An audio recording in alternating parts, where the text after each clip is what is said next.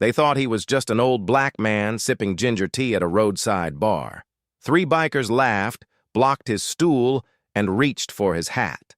Not knowing the quiet hands setting down that teacup once led Delta Force into places maps don't admit. In 10 minutes, this bar would be a crime scene, but not because he threw a punch. Because he'd planned for this night years ago. Before we dive in, let us know where you're watching from, and make sure to subscribe. Tomorrow's story is one you won't want to miss. Elijah Brooks sat at the far end of the counter, the soft light turning his gray beard the color of steel wool. Ginger tea, honey, lemon. He cupped the mug like it was a small fire he'd built himself. His coat was clean, but old, navy blue with the elbows gone soft. His hat, a simple flat cap, rested beside the mug like a quiet friend.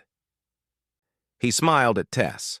Tess ran the evening shift, early 30s, hair pulled back, kind eyes you could trust with secrets. She returned the smile, wiping a glass until it squeaked. "Warmer tonight?" she said. Elijah breathed in the steam. "Warmer always feels like a gift." He took another sip, slow. The kind of slow that made time act polite around him. The door rattled. Wind. Then the door swung wide and brought the noise. 3 motorcycles rumbled up outside, heavy, impatient hearts. The cafe's chatter thinned, the way birds go quiet when a shadow slides over the grass. The machines cut off. Boots clumped. The door banged again. 3 bikers filled the doorway like a problem that wanted to be noticed. Leather vests, logos, enough chrome to make the lights wink. The one in front wore a grin that never reached his eyes. Thin man. Ropey arms, a jaw that had been broken once and healed crooked. Behind him, a thick-shouldered guy with hands like paddles and a tattoo that looked like an oil slick. The third, restless, always moving, eyes skittering, fingers drumming a rhythm only he liked. They paused just long enough to let everyone see them, then swaggered to the bar like it owed rent. "Evening," Tess said, as neutral as a referee. "Evening," the front one mimicked. He tossed a coin that clattered across the counter and spun. 3 shots. Loud ones. Tess poured. Quiet. Neat. She set the glasses down and reached for the rag again. The ropey one's gaze slid down the counter and stopped at Elijah's hat. That gentle cap. He smirked. "What did we got here?" he asked nobody in particular. "Granddad having his nightcap?" Elijah didn't look up. He blew on his tea. The ginger rose like a soft punchline. "Hey," the restless one chirped, a small laugh in his throat. "That your hat, old-timer?" Elijah set the mug down without a sound. He smiled. Everything about him said, it's not worth making a fuss, which is why they wanted to. The thick-shouldered one walked down the counter, big shadow leaning into Elijah's light. He nudged the cap with a knuckle, not hard, just enough to prove he could. "Nice," he said. "Old-fashioned." Tess took 2 steps closer, towel draped over her shoulder. "We're a friendly house," she said. "Everybody stays that way." The ropey one scraped his shot glass against the wood and followed his man. "We're friendly," he agreed. "We'd just like to meet our neighbors." Elijah lifted his eyes at last. Kind eyes. The kind you see on the other side of a church pew. He nodded toward Tess. "This is your place, Miss Tess?" "Tonight it is," she said, soft but firm. "Then I'm your guest," Elijah said. "Your rules." A moment of quiet took a seat between them. The restless one peered at the old flip phone next to Elijah's mug. An actual flip phone. Scuffed with a strip of tape over the camera. "Whoa!" he laughed. "Antique!"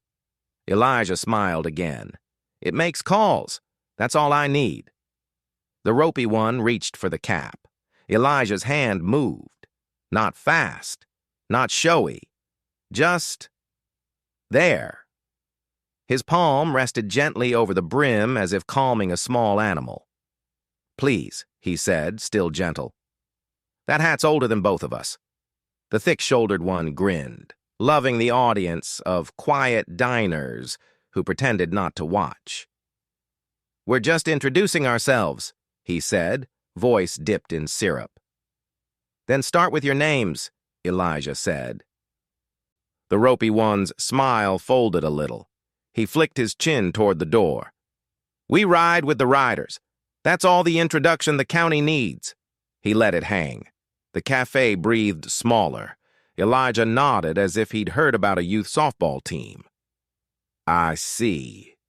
He picked up the mug again. The steam kissed his cheek. He never looked away from the men, but somehow he saw everything. The door behind them had a hinge that clicked on the last 2 inches of travel. Once in, once out. The ceiling fan was off balance. Every 7th rotation it tapped. Tess's wrist had a fresh blanch under the elastic where she'd been nervously pulling her hair tie. The couple 3 stools down had grown silent, the woman's hand tight around the man's sleeve. The old fellow by the window, Mr. Hank, had slid his cane along the floor, angling it in case he needed to stand quickly. The stool 2 spots to Elijah's left wobbled. If you sat in it, your weight would tilt you toward the aisle. The kitchen pass-through had a bell with a chipped edge. The door to the hallway stuck in winter. 2 exits, the front door and the back that opened into a narrow alley lit by a tired sodium lamp. The sheriff's cruiser, habitually early to its nightly loop, usually passed at 6:40, headlights panning the front windows like a lighthouse breath. 6:37 p.m. Elijah's phone buzzed. Once, twice, a third time with a tiny pause between the second and third vibrations. He didn't look at it. He already knew the sender, the pattern, the meaning. He lifted the phone. Open it with a soft plastic click. A single line of text, low contrast on a bruised screen.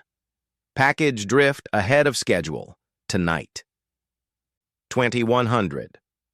He flipped the phone shut, palmed it, slid it under his saucer. He breathed out slowly, as if the message were about someone else's life. "Hey," said the restless one, leaning in, curious. "You got somewhere to be, Grandpa?" Elijah's smile thinned until it was just light. "I do." "Think you should hurry?" Ropey's chin lifted. A test. "No," Elijah said, voice as level as the horizon. "I'm right on time." The thick-shouldered one tapped the counter. "You oughta show some respect." "For what?" Elijah asked, genuinely patient. "For your betters," Ropey said. Tess's jaw set, a tiny muscle ticking. "I said friendly house," she repeated. "You're welcome to stay. You're not welcome to start something." Ropey clicked his tongue. "We don't start anything. We finish it." Elijah turned slightly, just enough to square his shoulders with the men. To anyone else, it looked like he was shifting to ease a sore back. To someone who knew, it was alignment. Hips, shoulders, knees, hands. He rested the rim of the mug against the counter so lightly it would not fall if the room jumped. He saw the door. He counted the breaths. He waited for the hinge click. 6:39. The restless one bumped the hat again, a child poking at a lion he thought was asleep. "What's with the cap? You in the choir or something?" Elijah looked at him. Really looked. The younger man's left pupil lagged the right, old concussion. The way he stood gave away a tender ankle. He listed off the outside edge of his left boot. The knuckles on his right hand had fresh scabs and white lines of dried superglue. Stitches without needle. "Choir?" Elijah repeated, a half laugh. "I don't sing pretty." The room breathed with him. Ropey's grin came back, but smaller. "You don't listen either." The hinge clicked. Headlights swept the windows like a hand. Elijah's smile reached his eyes again. "I listened just fine." The thick-shouldered man's palm landed on Elijah's shoulder. It stayed there, heavy with someone else's story. Elijah set his mug down. "Son," he said quietly, not a taunt, a truth. "You're going to want to lift that hand before your friends mistake the floor for a lesson." The big man snorted. "Is that right?" Elijah's left hand moved as if to reach for his wallet. The palm grazed the man's wrist. Two fingers found a pressure seam where bone meets tendon. A whisper of pressure. The hand peeled up like it was someone else's idea. The big man blinked, surprised at his own obedience. "Thank you," Elijah said. He didn't make it a victory. He made it manners. Ropey's eyes flattened. "You think you're funny?" "I think I'm old," Elijah said. "And old folks like quiet." A chair scraped. Mr. Hank's cane nudged. Tess took a breath she'd been forgetting to take. The door opened again. A family of 4 peered in, saw the scene, chose another dinner. The door shut. The hinge clicked. The motorcycles outside cooled with small tink noises. Metal sighing back to itself. The restless one leaned closer, testing. His breath smelled like coffee and the wrong kind of courage. "Say sorry," he said, "for talking slick." Elijah tilted his head. "To whom?" "Us." Elijah sipped his tea. No." Ropey's jaw worked sideways, an old fracture memory. He set his shot glass down too hard, and it cracked. A small line snaked down the side and caught a bead of amber like a tear that didn't know where to go. "You don't belong here," he said. "Son," Elijah answered gently, "I was here before you parked." Tess moved between them, not close, but close enough to be counted.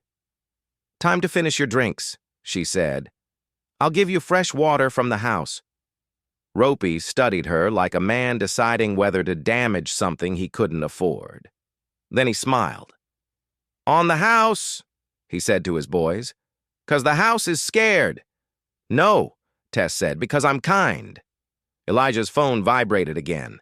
Once, just once, he slid it open without looking down. 2100 moved.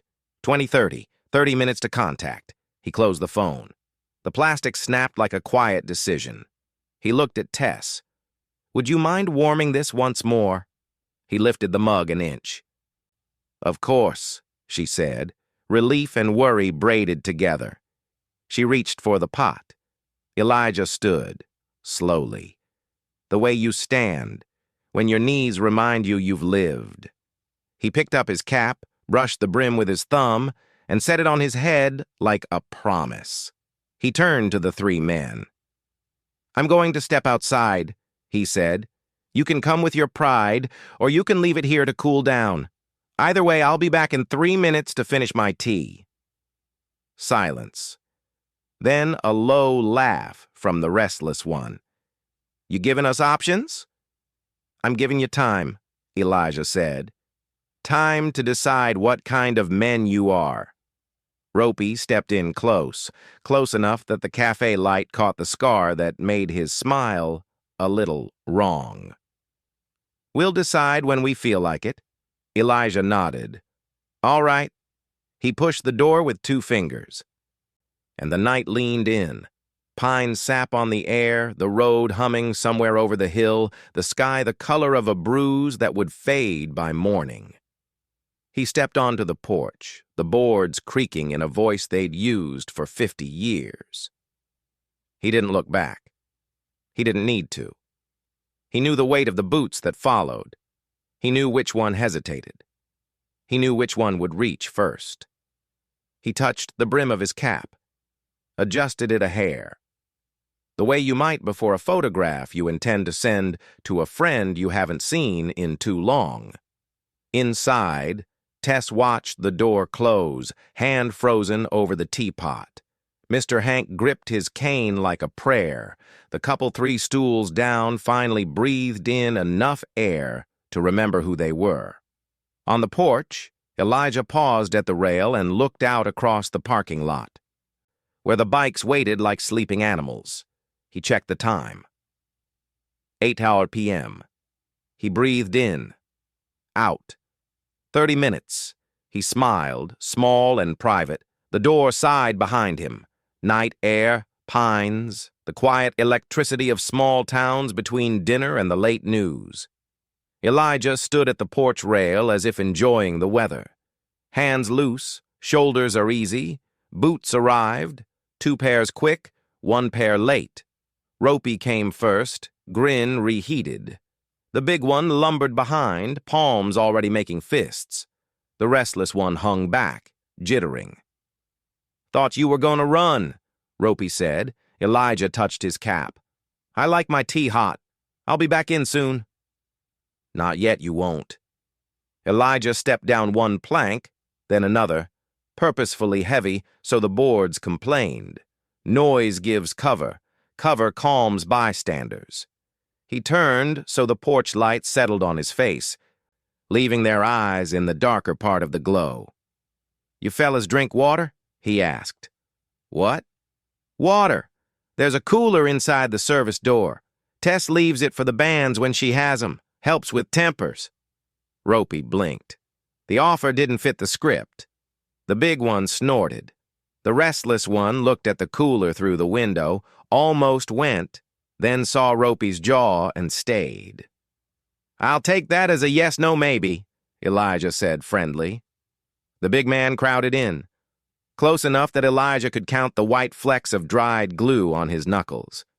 "You made me move my hand," he rumbled. "That was disrespect." Elijah nodded. "Then I owe you respect, which is why we're outside." Ropey looked past Elijah at the bikes.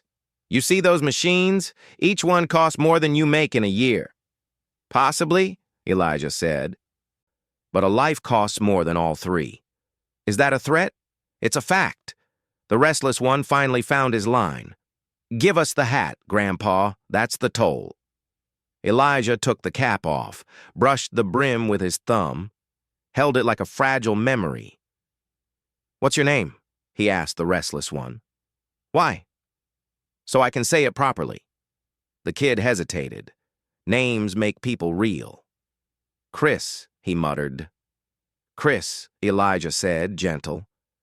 "This hat has been to a funeral and a wedding and a fishing hole that doesn't exist anymore. I won't be giving it to you. But I will walk back in there and buy your table a burger if you sit down and let your friends' tempers cool." Chris's eyes flicked to Ropey. Ropey stepped between. "You negotiating?" "I'm offering a way to end the night without paperwork." Ropey cocked his head. Listeners' pose he didn't know he'd learned. "No cops," he said. "Agreed," Elijah said. "If no one gets hurt." The big man's laugh had gravel in it. "Somebody's getting hurt." Elijah sighed. Not theatrical. Tired. The kind of sigh that knew every mile of a road and wished it were shorter.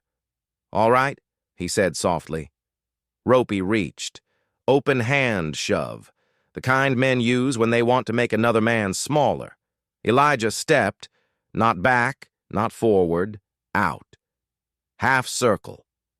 He let the shove miss where his chest used to be. His left hand caught Ropey's wrist, not hard, not even tight, just honest. His right hand landed, not on the neck, not on the face, on Ropey's elbow crease. He turned the angle into a question the joint couldn't answer. Ropey folded to one knee like a prayer he didn't mean. Cris flinched toward them. Elijah looked at him and shook his head once. "An old teachers know?" Cris froze, surprised he could still obey. The big man surged. Elijah didn't fight mass with mass. He stepped sideways off the man's line, let the big shoulder pass, and placed 2 fingertips behind the collarbone, just enough to interrupt a signal. The man stumbled, caught himself on the rail, swore at gravity. Elijah released Ropey. Helped him stand, actually helped him, palm open, no squeeze. "We're done," he said. Ropey's eyes had that new flatness, the one men get when they realize the math changed. But pride can't count. He yanked his hand away, humiliation burning bright enough to warm the night. "You touch me again," he hissed, and "I'll do exactly what I did," Elijah said. "Make sure you can use that arm tomorrow." The door creaked. Tess stepped halfway into the frame, towel on her shoulder, other hand hidden so they couldn't see it shaking. "Everything okay?" she called, voice steady because she made it steady. Elijah didn't turn. "Yes, ma'am. Just discussing manners." "Water's on the service shelf," she said, catching his earlier line and laying it down as a bridge. "Cold as a winter kiss." Chris's mouth twitched. Winter kiss. The phrase found the 12-year-old in him and made it smile. He looked at Ropey again, waiting for permission he'd pretend he didn't need. Ropey wiped his mouth with the back of his hand. "We'll drink when we want," he said to Tess, which was also to Elijah, which was also to himself. "Elijah," Tess said softly now, just for him. "Your tea's fresh." "I'll be right in," Elijah replied. Ropey stepped so close the porch light drew small moons in his pupils. "You're not right anything. You're going to say sorry." "For what?" "For disrespecting the riders." Elijah considered him. "I won't lie to you." "That a no?" "That's a truth." The big man came again, but not with his body, with his voice. "We own this stretch," he growled. "Road, bars, nights, all of it." Elijah nodded like a man reading a weather report for rain he was going to ignore. "Roads were here before you," he said. "They'll be here after." Ropey's hand flashed. Not a punch, a jab at the hat. "Child move." Elijah tilted his head. The hand missed. He answered not with a strike, but with stillness. Sometimes stillness is the loudest thing in a yard full of engines. "What are you?" Cris asked suddenly. Not bravado. Curiosity leaking around the edges of his fear. "A neighbor," Elijah said. "That's not it." Elijah looked at the boys, then at the highway beyond the parking lot, at a line of mountains wearing the last smudge of dusk. "Long time ago," he said, "I was a helper in places that needed it. Now, I try to help where I can reach." Ropey laughed too sharp. "Helper? You talk like a church bulletin." Elijah nodded. "Sometimes those have good potlucks." Cris blinked. He almost laughed. The big man scowled at him for almost being human. From inside, a low clatter. Mr. Hank shifting his cane, a glass set down, a breath released. The room behind them hung on the hook of the porch light. Elijah angled his body to give the bikers the darker side of the glow. People see worse in the dark. He wanted them to see better. "All right," he said softly. "I'm going back in to pay my bill. You're going to take 3 breaths out here, then you're going to follow me in and sit at the corner table and drink water. If you do that, we'll all be fine." "And if we don't?" Ropey said. "Then you'll remember my hands," Elijah said, not unkind. "And wish you had." The big man swore. "You think you can—" "Friend," Elijah said. "Friend," a word he used like a gift. "I don't want to do anything to you." Cris rubbed his tender ankle with the toe of his other boot. 3 breaths, he muttered, testing the number in his mouth like a new tune. Ropey stared at Elijah a moment longer, felt the shape of the choice, and hated it. "Fine," he snapped. 3, Elijah tipped the cap. 1. He opened the door and went back into the light. The cafe exhaled as one creature. Tess slid the mug into his hand before he sat. "I warmed the honey," she said. "You're a wonder," Elijah answered. His voice went low. "Thank you for staying visible." "I wasn't about to hide," she said, then admitted. "I wanted to." Wanting to is honest, doing otherwise is brave. She blinked back something. You okay? He nodded. They will be if we're lucky. Mr. Hank nudged his cane along the floor. Son, he said. Mr. Hank called everyone son. Those boys got trouble that ain't solved tonight. Most trouble isn't solved in a night, Elijah said. You chip at it. You invite it to get small. He took a sip, closed his eyes to let it sit. The flip phone hummed, one short vibration like a throat clearing. He opened it under the bar ledge. Contact window confirmed. 2030. Second location if blocked. Below that, a tiny plus sign and a street name only locals would know. He closed the phone. Set it down by the saucer like he was saving his place in a book. Put their waters at the corner table, he told Tess quietly. No ice. Hands'll fidget with the condensation. You always this exact? She asked. Only when it matters. The door opened. The hinge clicked. 3 breaths had been taken. The bikers came in, Ropey first, the big man next, jaw stubborn. Cris last, eyes everywhere, looking for a version of himself he hadn't met yet. Elijah had already moved to a table 2 down from the corner, angled so he could see the front door, the kitchen pass, the hallway, and Tess's hands without moving his head. He didn't make a show of it. It was simply how he sat. Tess placed 3 waters. On the house, she said, because I'm kind. Ropey smirked in spite of himself. You keep saying that. It keeps being true. Cris drank first. He did it the way young men do when they want to prove they can live. Big gulps, a little cough, a grin at getting through it. The big man stared at Elijah over the rim of his glass as if the old man might disappear if he didn't blink.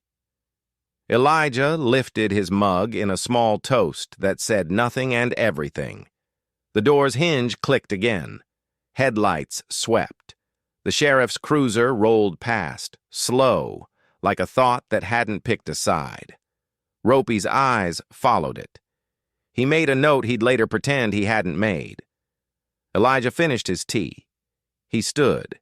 He left cash under the saucer, bill folded small, corners aligned, then added a second bill and slid it toward Tess. For the waters, he said. You don't have to. I do. He turned to Mr. Hank. You need a ride tonight? Daughter's coming, Mr. Hank said, patting his shirt pocket where an old flip phone lived. Twin to Elijah's. I'll holler if she's late. Do, Elijah said. He touched the hat brim. Habit more than style. He walked to the door. Ropey rose a half-inch, pride tugging his knees. Elijah paused. Thank you for choosing chairs, he said. Ropey bristled at the thanks because thanks felt like he'd done something right, and he wasn't sure he wanted to. Cris looked relieved. Outside, night had ripened. The sodium lamp in the alley painted everything the color of old honey. Elijah stepped into it and let his eyes adjust. He didn't go to the truck. He went the other way. Along the building, past the kitchen vent, where the air smelled like onions and 100 small meals. He stopped by the back corner, where the parking lot sloped and the rain made a whispering river in spring. He pressed a number on the flip phone. 1 ring, 2. Tess, he said when she answered. In 2 minutes, politely ask them if they want fries. That will get Ropey to stand and talk with his back to the room. When he does, Mr. Hank should call his daughter. That sound will make Cris look at the door. That's all I need. Copy, she said without thinking, then laughed at herself. I mean, okay. You're doing fine. Elijah, she added, voice a shade tight. What are you doing? Getting where I need to be. He ended the call, slid the phone away. He looked up at the 3 scattered stars that could be seen through the town's gentle light.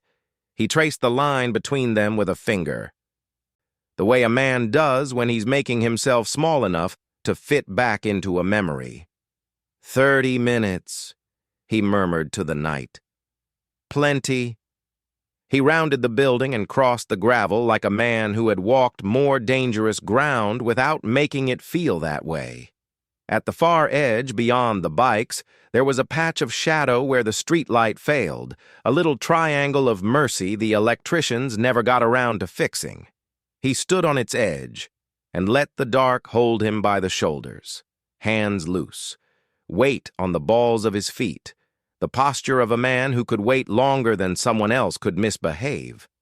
Behind him, from the cafe, Tess's voice, bright as a coin in a fountain. Fries! On the house! Chairs scuffed. A cell phone buzzed. Mr. Hanks said, loudly on purpose, "Hi, sweetheart. Take your time." Cris looked at the door. Elijah moved 2 steps, quiet as a promise. He didn't need to hear the words to know what Ropey said next. The shape of brag is always the same. He checked the time. 8:14 p.m. The night tilted slightly. Somewhere down the hill, a truck shifted gears. A dog barked once, then thought better.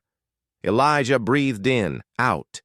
He was going to keep people safe. He was going to keep the boys from making their worst mistake. He was going to walk back in and pay for fries he would not eat. Then he would go across town to the second location on the little old screen, the one with a name that locals used and outsiders never learned to say right. Inside, laughter rose and died. Water glasses touched down. A chair wobbled, caught, settled. Elijah stepped out of the shadow and back toward the porch. He paused at the door, palm on the worn wood, and let the weight of many nights and many choices sit with him like old friends who didn't need talk. He pushed the door. Warmth and light. Tess slid the ticket under the saucer before he could ask. "Already rung up," she said. "If you don't come back tonight, I'll be offended." "I'll always come back for tea," he said. "You sure you're okay?" "I'm sure enough." He tucked the receipt into his coat and lifted the mug one last time, not to drink, but to place it exactly where a person would place a thing they intended to return to. He put cash on the bar. Too much. He never tipped like a show, but he sometimes tipped like a statement. He touched Mr. Hanks' shoulder. The barest press. "Door's on your right," he murmured. "If you need it." "Got it," Mr. Hanks said. Elijah opened the door again and stepped into night as if stepping into a familiar room. The hinge clicked. The light framed him for a heartbeat, then let him go. Cris watched the empty rectangle, something like respect scratching at the door of his chest. Ropey set his jaw. He didn't like the taste of that something. The big man flexed his fingers and found they still worked, and that made him angry at reasons he did not have words for. On the porch, the boards remembered his weight and creaked accordingly. Elijah smiled at the sound. He adjusted his cap. And as he crossed the lot toward the darker street, the quieter street, the one that led past the old grain elevator and down to the second location, he said the line out loud so the night could hear it and keep him honest. "They'll be back," he whispered. "They'll come back with friends." Tess wiped an already clean section of counter. It gave her hands something to do while her mind sprinted. When Elijah came back in from the porch, she met him with a look that was half question, half plea. "You wanted the booth by the kitchen," she said, already sliding 2 mugs down. "Less line of sight for anybody rubbernecking from the street." Elijah smiled, grateful. "You read the room like a map." "I read you," she said. "And I read the boys." "Tea?" "Please." She brewed the ginger like she'd been doing it all her life. Steam, honey, lemon, the small turn of the wrist that says care lives in the details. Elijah settled into the corner booth where the pass-through bell wore its chipped edge like a dimple. From here he could see reflections in the oven hood, the back alley door, the front window's ghost of the road. "They're quiet for now," Tess said, nodding toward the corner where Ropey, the big man, and Cris pretended to enjoy water. "But it feels like quiet holding its breath," Elijah finished, eyes soft. "Yes?" She slid into the opposite seat for a second she couldn't spare but did anyway. "Tell me what you need." "Simple," he said. "We make sure no one else is in the splash zone.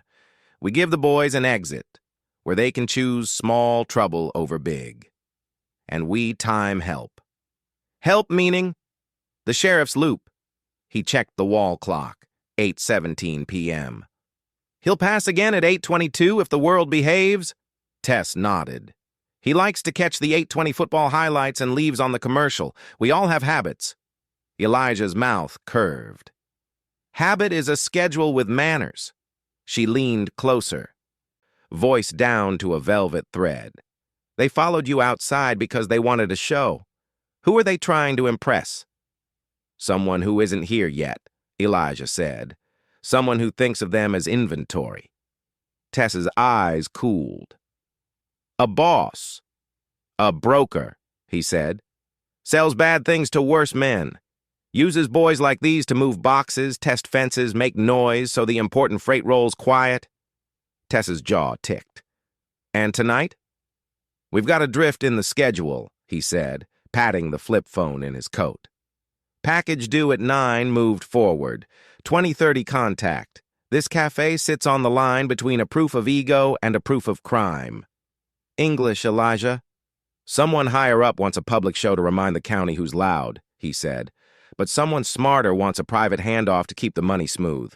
When those two people argue, small towns get hurt."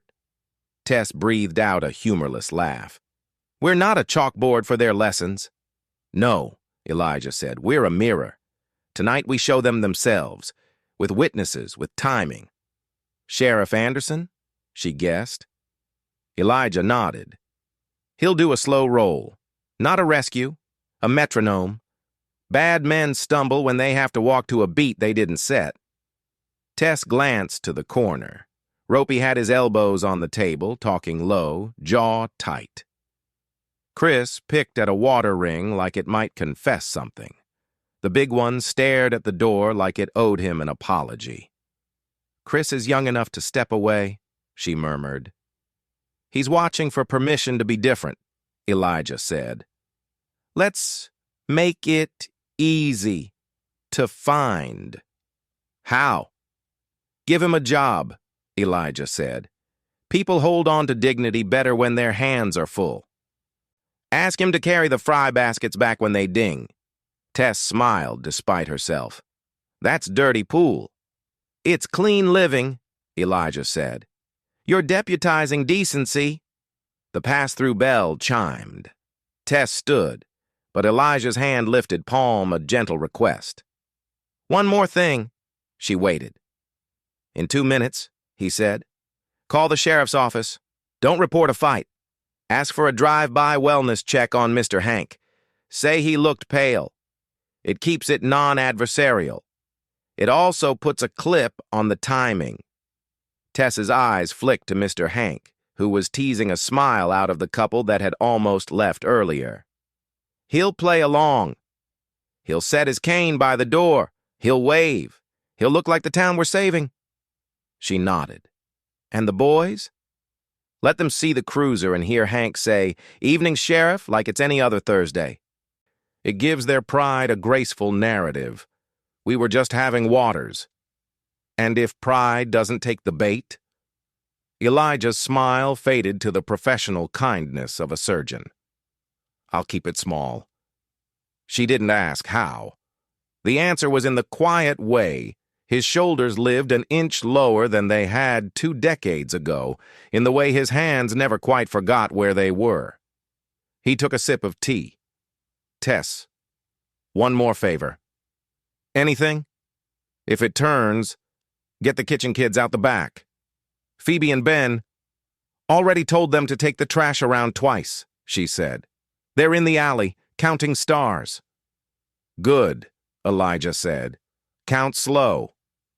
Tess slid out of the booth, put her towel over her shoulder for courage, and walked to the corner table with the kind of hospitality that makes itself a shield.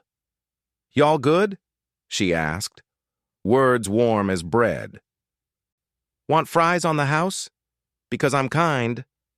Cris bit a smile. Ropey shook his head like he was immune to kindness. The big man said, 3. Done, Tess replied, and left before the big one could decide he liked being served more than he liked being angry. Elijah's flip phone buzzed once like a heartbeat that didn't want to be noticed. He cracked it under the table. Cited. Vale proxy car ERS 828.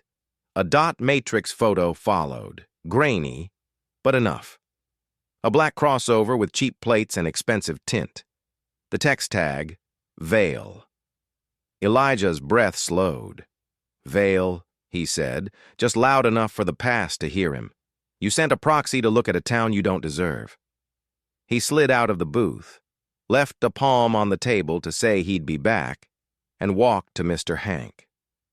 You look pale, he told the old man. Mr. Hank's eyes twinkled. I look like a Sunday biscuit. Then let's make you a wellness check, Elijah said, and bent to straighten the cane by the door so it would be visible from the street. The front window gathered headlights. The hinge clicked. A reflection of a light bar crawled across a chrome napkin holder. Sheriff Anderson's cruiser glided by at 8:22 like clockwork putting on a coat. Mr. Hank waved his wellness check wave, hearty, neighborly, nothing to see here but please see. Me. The sheriff lifted 2 fingers off the wheel. The gesture said, I see you and I see what you're doing. Ropey watched the cruiser in the glass. Heat left his face and came back a different color. He drummed 2 knuckles on the table, thinking thoughts he didn't enjoy. Chris's knee bounced, then calmed, then bounced again. The big man licked his teeth and said nothing. The fries dinged. Tess called, Cris, would you mind grabbing those baskets for me, sugar? Hands full. Cris stood before his pride could vote. He went to the pass, lifted the baskets, carried them like treasure, brought them back with a teenager's carefulness. He set the food down and, without being told, fetched 3 ketchup bottles that would never all be used. Thank you, Tess said, a coin of real gratitude. Cris sat, a little taller. Elijah drifted by their table as if headed to the restroom. He paused a respectful distance away. Gentlemen, he said, voice low enough to be private in a public room, thank you for staying in your chairs. Ropey didn't look at him. We ain't scared. I didn't say you were, Elijah said. I said thank you. Cris risked a glance. You always talk like that? Like what? Like a teacher. Elijah considered it. Some of the best men I knew were teachers, he said. They just wore different clothes. Ropey stabbed a fry with too much force and made a small mess he ignored. You think this is over because the sheriff waved? I think it's safer because we all chose smaller, Elijah said. Over end somewhere else. Where? The big man grunted. Elijah's eyes warmed. Away from people who didn't ask to be in your story? He moved on, rapped the counter twice with his knuckles, a signal Tess understood from a dozen storms before this one. Hold steady, status good. The flip buzzed again. 8:28, Vale proxy pass. 1. Slow look. 8:29. Proxy U-turn. 8:30. Contact window open. Tess read the time over his shoulder like she'd grown a second pair of eyes. Second location? Back lot by the grain elevator, Elijah said. Locals call it Miller's Corner even though Miller's been dead 20 years. You going alone? I am. Of course you are, she said, angry at the fact and the wisdom of it. Take this. She slid a small first aid roll across the counter with a napkin over it so no one would think she was arming him. And this. She put a to-go cup of ginger tea in his hand. For show, for comfort. He lifted the lid, let the steam brush his face. You're good people, Tess. Be better and come back, she said, with a boring story. He almost laughed. I'll try. Mr. Hank shuffled closer, cane tapping out a Morse code from another century. You need an extra pair of eyes, son? I always do, Elijah said. Yours will be perfect right here. If voices get loud, call your daughter again and ask her about the casserole. Make it loud enough for the window. Mr. Hank grinned. She makes a mean casserole. I know. Elijah touched his shoulder. That's why we're saving the town. The door opened. The night blinked in. Outside, the road drew a thin line of taillights like a necklace someone forgot to clasp. Elijah stepped through the frame and let the hinge announce him. He didn't go for his truck. He walked into shadow and quiet, and that particular kind of small-town dark that smells like cut grass and long memory. The alley spat him into the side street by the bakery closed since winter. He moved west, then north, then west again. Not because he was hiding, because he was measuring. Half a block from the cafe, a crossover idled with its lights off, parked stupid. Nose too far over the line, wheels wrong like the driver didn't know the town's geometry. He didn't look at it. He looked at his tea and took a sip. The passenger window rolled down 3 inches. Nothing else moved. Vale's way. The car speaks before the man. Elijah's flip hummed. Hold, proxy watching. Then a second line from a different sender, tagged with a letter that belonged to someone who'd known him when he wore different boots. Anderson will loop, 8:36. He threaded that timing like a needle through cloth. Back at the cafe, Ropey pushed his empty basket away like it had wronged him. This ain't done. Cris swallowed. Maybe it is. Ropey's eyes cut sharp. You soft? Cris looked at his hands. They were clean. He didn't know how to say he liked them that way. The big man cracked his neck. We're gonna go see where Grandpa wandered. Ropey nodded once. An order hidden in a head tilt. He tossed a couple of dollars on the table. Gesture money, not kindness. Then stood. Tess materialized with a smile that carried a brick wall behind it. Y'all leaving already? Want a box for the road? We travel light, Ropey said, heading for the door. Travel safe, she answered. Watch your step on the porch. He paused at the threshold because decent words still had gravity in a mouth that hadn't forgotten home.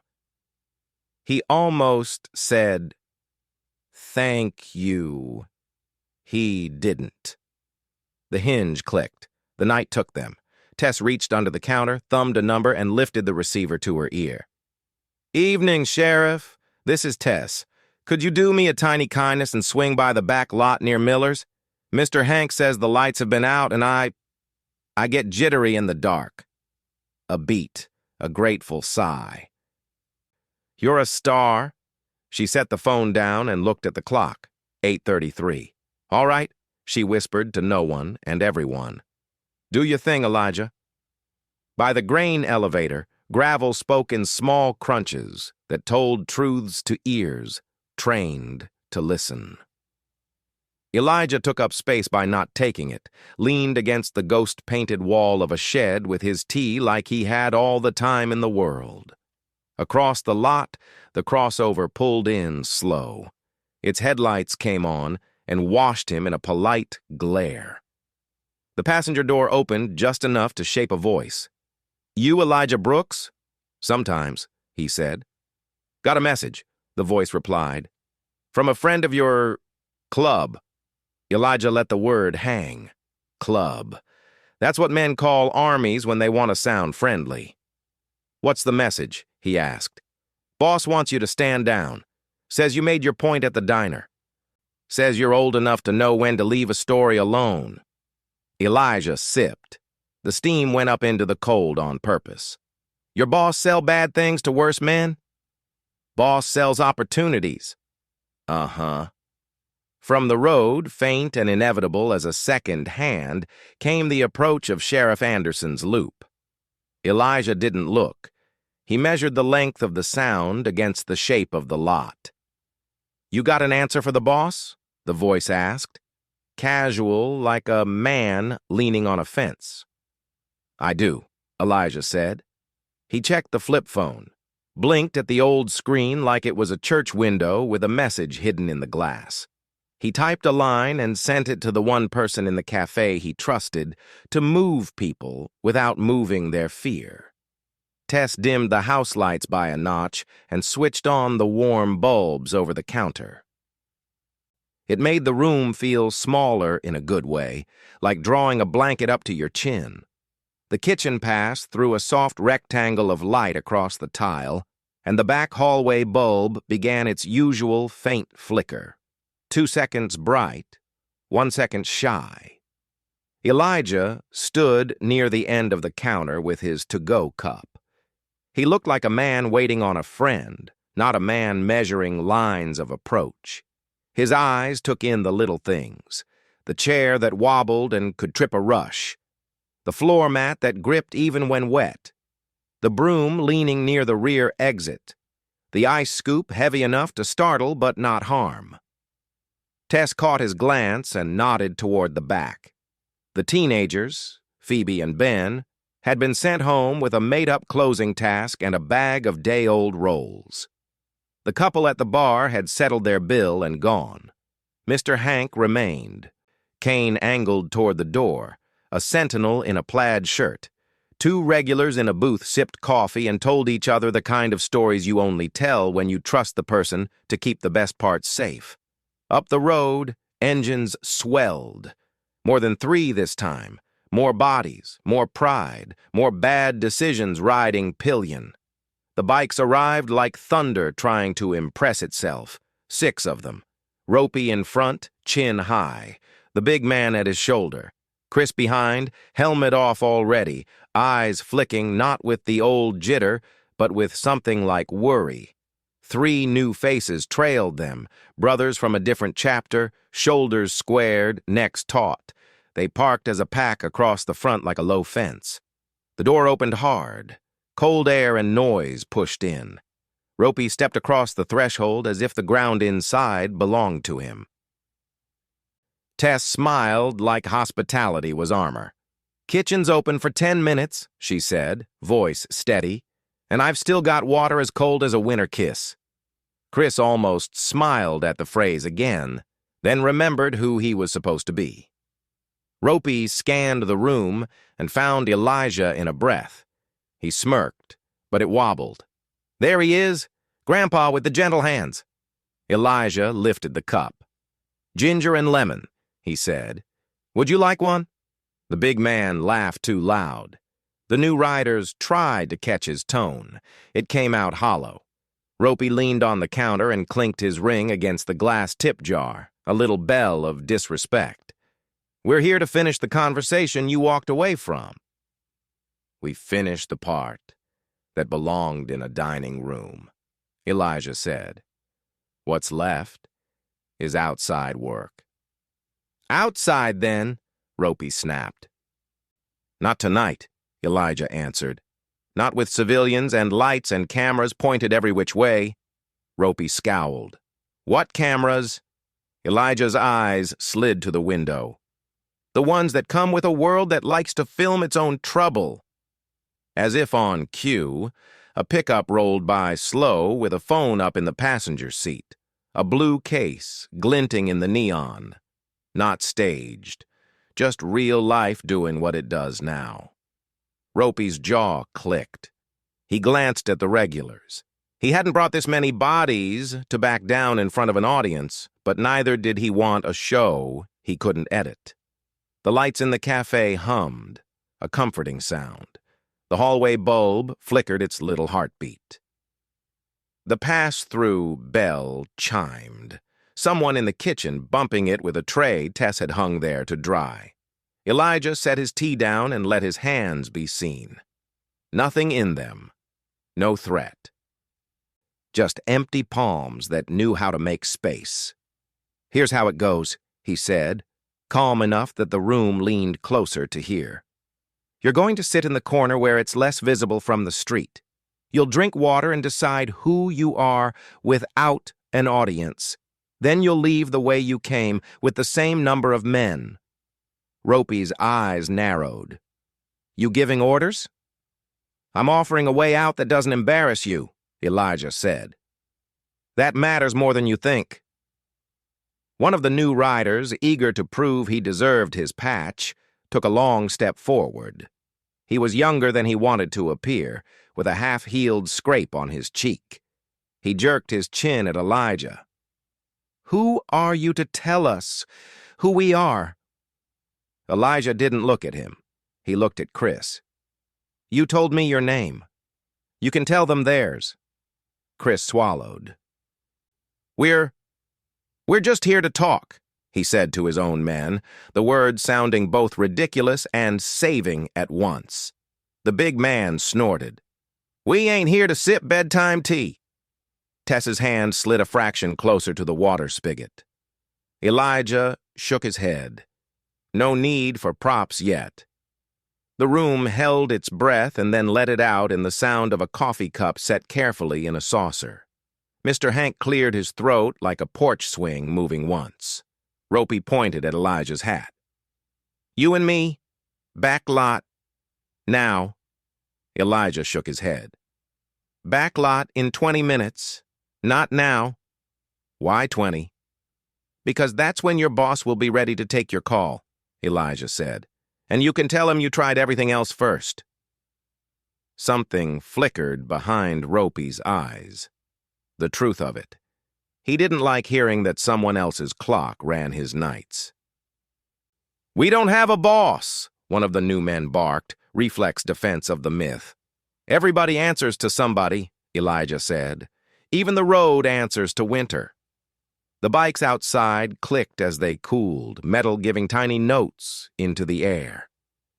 The wind rose and fell, making the door's old weather strip hiss.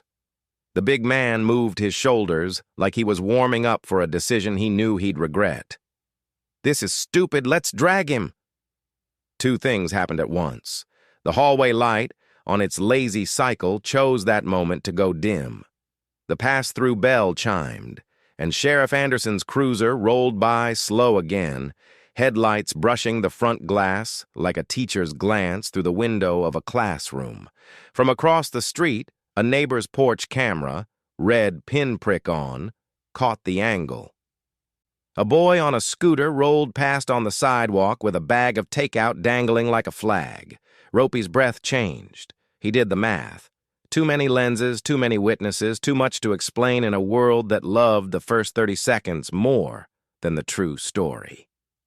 "Tess," Elijah said gently, eyes still on Ropey, "could you please walk Mr. Hank to the back door and show him the new handrail?" "Of course," she said, catching the instruction inside the kindness. "Mr. Hank, come see what we put in. It'll make your daughter happy." They moved together, quiet and easy, as if they were simply taking a tour. The regulars in the booth scooted to let them pass, then angled their bodies to close the aisle without looking like blockers. Elijah stepped aside from the counter, a half-turn that opened the space between him and the door, inviting gravity to take the fight outside if it insisted. He stood where the ceiling fan's shadow left his face in soft lines. Ropey looked at his men. He wanted them to see a leader who kept the story in his hands. He made a choice that felt like control. "Phones," he snapped. The new rider with the scrape pulled his out, thumb skittering, then glanced up for approval. Ropey nodded once. The big man took a phone call without dialing. "He wants 20 minutes," he said into the air like someone on the other end could hear the room anyway. "Says your window's at 1:30. In the corner, Cris stared at his water glass and saw his reflection looking back like a cousin he hadn't met, but recognized. He cleared his throat. "We could just go," he said to no one, and everyone. Finish this another time. The big man didn't bother to answer. He was already sending a voice memo to a number labeled with a single initial. Elijah watched the way their shoulders changed when they reached invisible superiors. The bluster shaved off. The edges softened into reporting tones. One of the new riders stepped away from the light, turned his head, and said a name very quietly into his mic. Vale. There it was, the line out of the room and into the larger story. "Thank you," Elijah said, as if someone had opened a door for him in a crowded hallway. Ropey heard that and bristled. "We don't need your thanks." "You will," Elijah said. "Soon." He turned to Tess. "I'm going to settle up for the night." "You already did," she said, trying to keep her voice from breaking around the fear that liked to hide behind practical words. "Twice." "Then I'm going to tip you for tomorrow," he said, leaving cash beneath the edge of the register where only she would notice for a while. "For coffee I haven't had yet." "Bring back the cup," she said, chin up. "I will." He nodded at the regulars. They nodded back like men in a pew who agreed to meet again next Sunday. He touched Mr. Hank's elbow as he passed the back hallway, and the old man squeezed his fingers once, an old code for, "I'm still here." Outside, air bit his cheeks.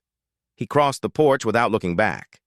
The bikes crouched in a row, glossy and hungry under the street lamp's tired gaze. He didn't take the direct route to the back lot. He took the narrow side path past the bakery's downspout and across the hardware's gravel, then cut behind the laundromat where the humming dryers sang a thin, metallic lullaby. He moved like a man who planned to be seen by exactly the eyes he chose and none of the ones he didn't. At Miller's Corner, the shadows pooled deeper.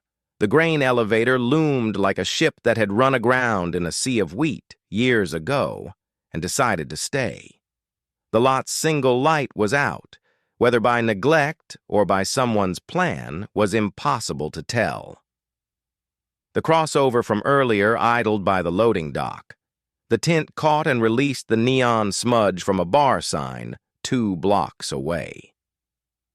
Another car waited with its engine off, the patient kind of quiet that belongs to people who think they own the night. Elijah didn't rush them. He stepped into a cone of spill from a distant street lamp and lifted his empty hand. A small hello. The passenger window of the crossover whirred down 3 inches. A voice came out that wasn't interested in being memorable. "You're punctual," it said. "My generation had to be," Elijah answered. "Your boys bought time," the voice said. "Barely. You get 20 minutes. You stand down after that, and the road stops being a problem for your cafe." "It's not my cafe," Elijah said. "It's my town." A soft laugh. "You can have the sentimental parts, Grandpa. We'll take the lanes and the nights." "How much is a lane worth to you?" Elijah asked. "How much is a night?" The window rose a half inch, then stopped. The voice went flat. "You're not the customer, you're the noise." Elijah let that pass. A second car's door opened. A man stepped out and crossed into the weak light. Not ropey, not big, not young. Clean boots, quiet coat. A face with the kind of stillness you learn when people start obeying you without needing your eyes to change. He didn't say his name. He didn't have to. Everything about his posture said it for him. In Elijah's ear, the town seemed to hush, even the wind pausing to listen. He knew that bearing, knew the way the weight settled in the hips, knew the careful hands of a man who could order a mess from 1,000 miles away and never get a stain on his sleeve. Elijah's jaw eased into a smile that was not friendly and not cruel. It was recognition. "The boss is there." The man in the quiet coat didn't blink when Elijah lifted the flip phone and snapped a photo. 1, then the plates. 2, then the bill of lading taped inside the crossover's cargo door, half torn but still readable. 3, Pictures, Elijah said. All with time and place. The crossover door twitched. Someone inside reached to pull the paper down. Elijah already had the frame. He sent it. Tess's phone lit on the cafe counter. Sheriff Anderson's inbox chimed in his cruiser. Mr. Hank's daughter got a copy for good measure. Numbers next. Elijah read them aloud for the heir to remember, the partial VIN on a crate, the four-letter code stenciled on the shrink wrap, the invoice total that didn't match the manifest. He spoke them steady, like a teacher helping a class catch up.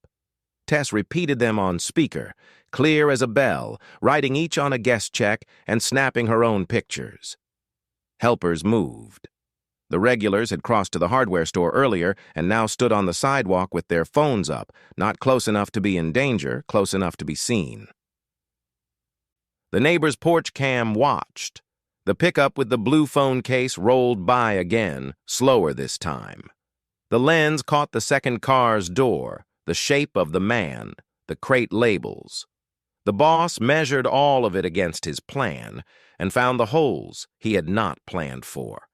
He reached for the easy power, threat, speed, noise, but the street was already full of witnesses. The road had too many eyes. The night was no longer his.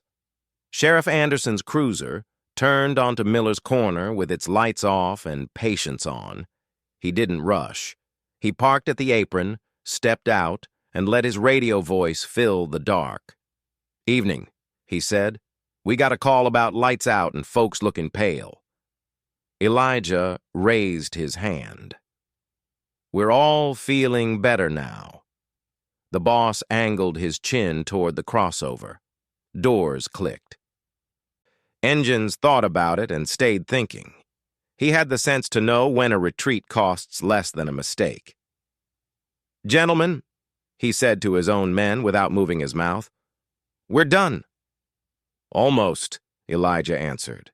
He walked to the crate and tapped the torn bill of lading with a knuckle. "Leave the paper.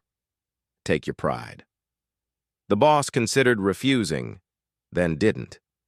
He slid into the shadow, a lesson wearing a coat, and the cars rolled away quiet, faces behind glass, trying not to have features. Anderson watched them go, then looked at Elijah. "You had me at guest check photos?" "Numbers beat rumors," Elijah said. They took it all back to the cafe. The photos, the scraps, the notes, the names. Tess laid them out like a quilt on the counter. Anderson took careful pictures of her careful pictures. Mr. Hank signed a witness card with slow dignity. The regulars gave statements that sounded like home. Cris stood in the doorway, helmet dangling, eyes full. "I'm done," he said into the room. "I don't want this life." He set the helmet on a chair and left it there like a bad habit he was not taking back. Ropey stared at the helmet a long time. The big man swore under his breath and didn't pick it up. News traveled the way it does in towns that still stop for each other. By morning, porch lights felt brighter. The road felt like a road again. Parents waved at the cafe windows. The porch cam got bored and filmed a stray cat. Anderson's report went up the chain with more pictures than adjectives. The crate codes matched other stops in other towns. A pattern drew itself and pointed at the quiet coat. Warrants would follow. They always come slower than anyone wants, but this time they had nowhere else to go. Tess brewed fresh ginger and lemon. She poured Elijah a mug and slid honey across like a trophy. He didn't make a speech. He didn't accept applause. He sat on the end stool and warmed his hands around the steam. "Thank you," people said as they came in and as they left. He nodded. "Drink water," he said. "Be kind." Mr. Hank tapped the cane against the rail. "Tease on me, son." Elijah smiled. "I'll argue with you about that another day." Outside, the bikes were gone. The porch had its quiet back. The winter kiss of the water tap made a little silver sound. The hallway bulb steadied. "Town's all right," Tess said. "It Remembers how, Elijah answered. She topped off his cup. What do you want now? He looked at the mug, at the hat, at the door that swung open for neighbors more than it ever did for trouble. Tea, he said, and a boring evening. He took a slow sip and let the quiet be the loudest thing in the room. If this story moved you, if it made you angry, tense, shocked, and finally satisfied when justice was served, let your voice be heard. Comment wherever you're watching from, and don't forget to like, share, and subscribe for more powerful stories. Because together we can keep rewriting the narrative, one story at a time.